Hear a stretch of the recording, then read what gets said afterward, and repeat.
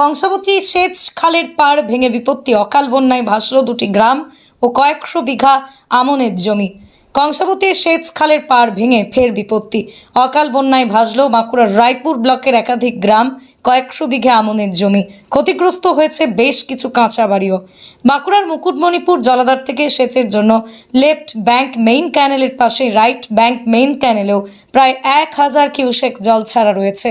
সেই জলের চাপও দীর্ঘদিন ধরেই যথাযথ রক্ষণাবেক্ষণের অভাবে গতকাল রাত 2:30টা নাগাদ রায়পুর ব্লকের কালাশোল লাগোয়া এলাকায় রাইট ব্যাংক মেইন ক্যানেলের পাড় আচমকায় ধসে পড়ে।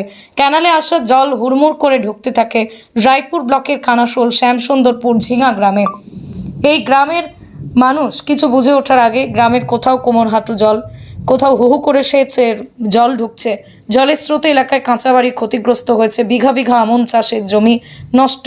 জলের নিচে তড়িঘড়ি ঘটনাস্থলে পৌঁছন স্থানীয় ব্লক প্রশাসন ও সেচ দপ্তরের আধিকারিকরা।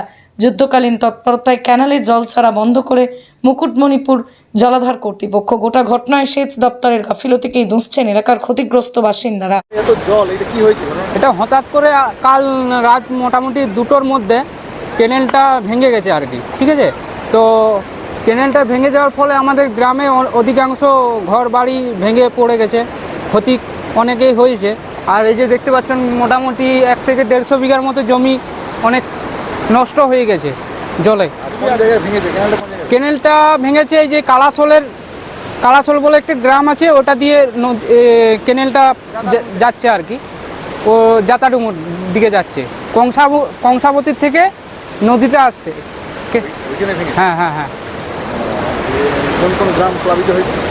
গ্রাম বলতে আমাদের এখন আপাতত শামসুন্দরপুরটা অনেকেই ক্ষয় হয়ে গেছে জলে, বাড়ি ভেঙে একদম ক্ষতি হয়েছে অনেকেই। এখন চাইছি বলতে সরকার থেকে কিছু সাহায্য যাতে মিলে আর কি। রাস্তা বন্ধ বলতে এটা দিয়ে যেতে গেলে রসপাল যেতে পারবেন, যে রাস্তাটা এখন জলে আপাতত ডুবে আছে, এটা দিয়ে রসপাল যাওয়া যায়। হ্যাঁ, এটা এখন বন্ধ আছে।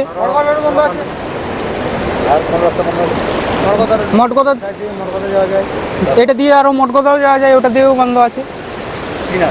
আমার নাম সরোজ নামাতা, বাড়ি শামসুন্দরপুরে।